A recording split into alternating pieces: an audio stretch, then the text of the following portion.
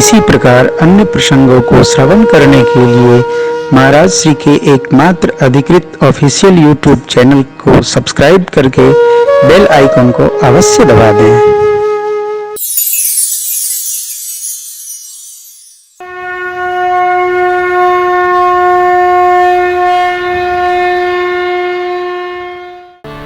जगत का सारा सौंदर्य माताओं का मेरी माँ की कणिका बराबर सुंदरता है।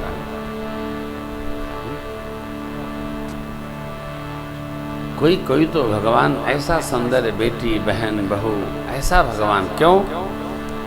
जिस बिटिया का माँ का पुराकृत कर्म जितना श्रेष्ठ है, भगवान उसको उतना सुंदर बनाते हैं। जिस जीव का कर्म जितना श्रेष्ठ है, भगवान उसको उतना सुंदर बनाते हैं। सुंदरता भगवान की कृपा प्रसादी है, इसका आदर हो। सुंदर आदमी को कर्म इतने सुंदर करने चाहिए, भगवान सुन देख दोनों भाव से प्रसन्न हो जाए। सुंदर सद्गुण ही सौंदर्य है और भजन उसका अलंकरण है। जिसमें जितना सद्गुण है वो उतना श्रेष्ठ है। ये चेहरे का सौंदर्य कब तक है? जीवन का, कर्म का, विहार का, विचार का, संस्कार का सौंदर्य है जाने के बाद तक बना रहता है।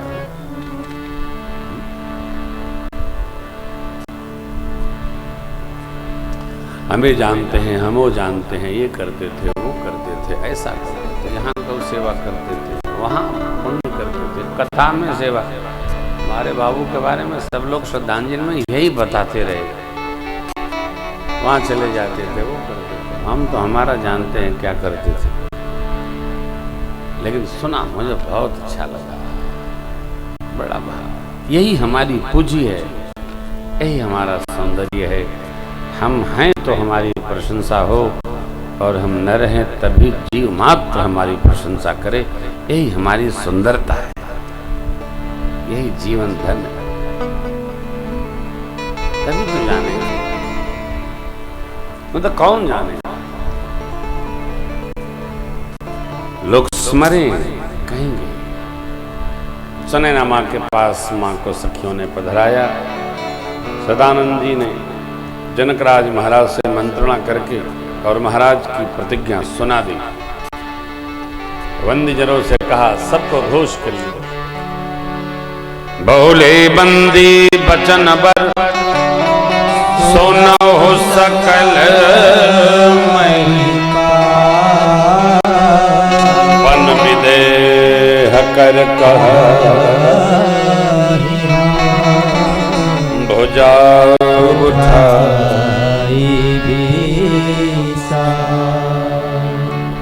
राजा महाराजाओं, हम अपने महाराज की प्रतिज्ञा को दोनों भुजाएं उठाकर जय घोष के साथ सुना रहे हैं। जितने राजा महाराजा पधारे, आप सबकी भुजाओं का बल चंद्रमा है। भगवान शिव का पिनाक राहु है। इस भरे राज समाज में कितना कठोर है, जगत विदित है।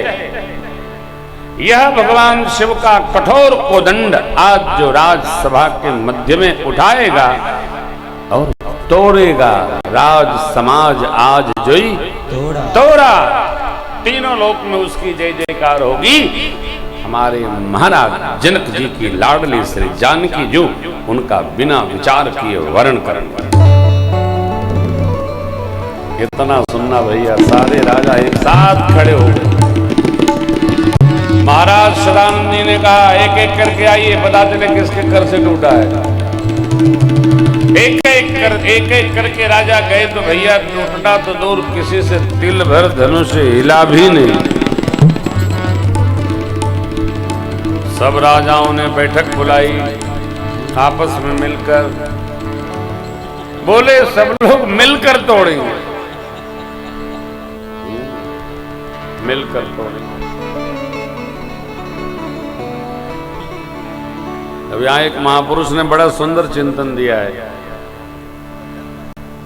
आखिर सब राजा 10,000 राजा एक साथ भूप सहस 10 एकई 12 लगे उठावल टरैन तारा मिलकर तोड़े तबो नहीं टूटा। क्यों?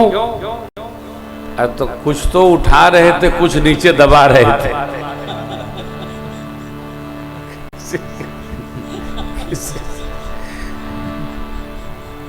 और कोई उठा रहे थे, जोर लगा के है ईसा, तो आधे उसको दबा रहे थे, नहीं ऊपर जाए कहीं था, नीचे दबे रहो। क्यों?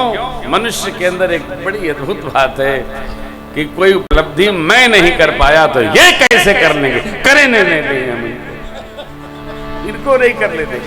हाँ, अद्भुत।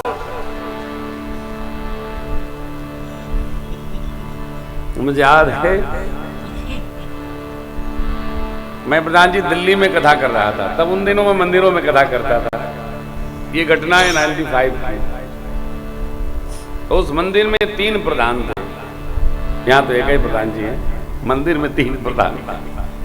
तो जब कथा शुरू हो तो एक प्रधान जी आवे कहें कि आज तो कर गए, कल ना आइएगा। तो मैं कहूं क्यों? आइएगा तो देखिएगा।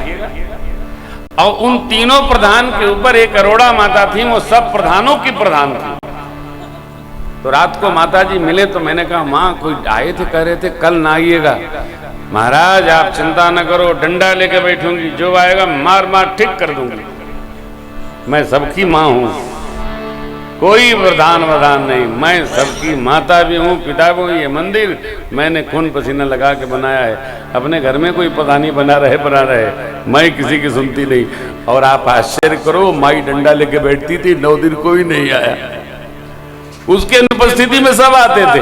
माई क्या बात, अरोड़ा माता मेरी बाली नगर श्री राम मंदिर, अद्भुत थी साहब, अद्भुत।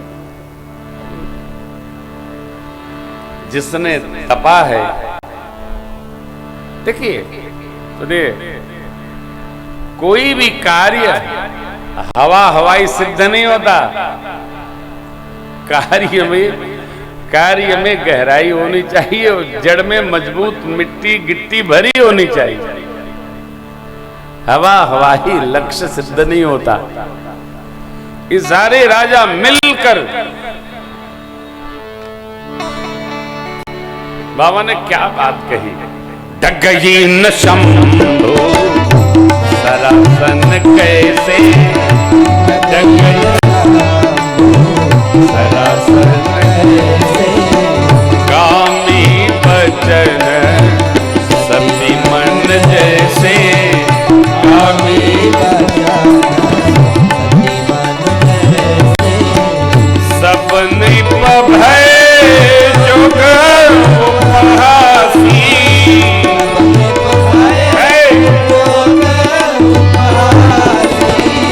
जैसे बिनु विराग सन्यासी, जैसे विराग सन्यासी, जैसे बिनु विराग सन्यासी, जैसे बिनु विराग सन्यासी।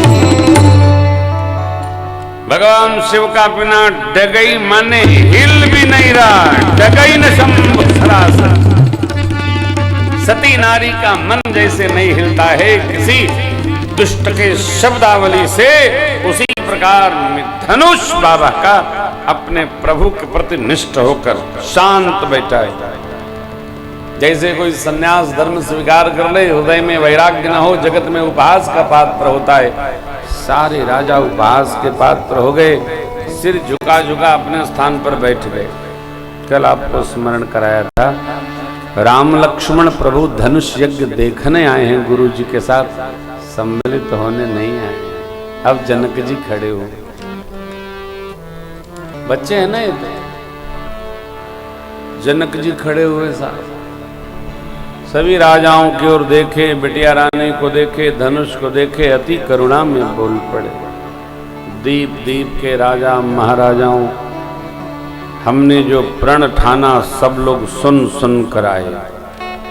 देवता, दैत्य, सब लोग सुंदर सुंदर मनुष्य शरीर धारण किए यहां पधारे। वीर, रणधीर, कहिए कन्या सुंदर, कीर्तिवरेण्य, परंतु लगता भगवान ब्रह्मा ने इस कीर्ति का वर्ण करने के लिए धरती पर किसी को भेजा ही नहीं। क्या आप में से किसी को हिलाप अच्छा नहीं लगा? तोड़ना तो दूर, कोई धनुष की प्रत्यंचा तक नहीं चढ़ा सका। वाग वाग कर रहे थे सब लोग, धरती छुड़ा तक नहीं सके। आज से कोई माख नहीं करेगा, अब जन को माख है भटवानी, वीर विहीन महीन। आज से कोई अपनी वीरता का माख नहीं करेगा। मैं जनक कहता हूं धरती पर वीर नहीं। मैं मान लिया। बैठे बैठे आप लोग क्या तमाशा देख रहे हो? अपने अपने घर जाओ। भगवान ब्रह्मा ने मेरी बेटी का ब्याह रचा ही नहीं है। यदि मैं प्रतिज्ञा तोड़ता छोड़ता हूं तो मेरे पुण्य नष्ट होंगे। कन्या कुमारी रहे मैं कर भी क्या सकता। लेकिन मैं जनक यदि जानता धरती पर एक भी वीर नहीं है तो ऐसी प्रतिज्ञा में कदापि नहीं करता।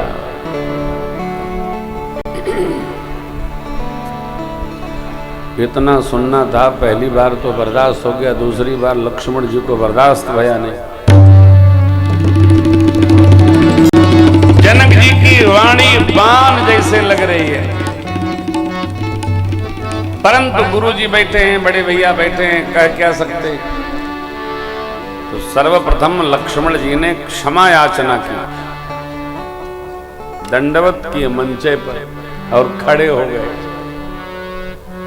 खड़े होके अति आवेश में लक्ष्मण जी, कल मैंने आपसे निवेदन किया था, एक लखनलाल भी होना चाहिए जीवन में। हमारे लिए क्या उचित है, बिना पूछे कर डाले, परिणाम सोचा जाएगा।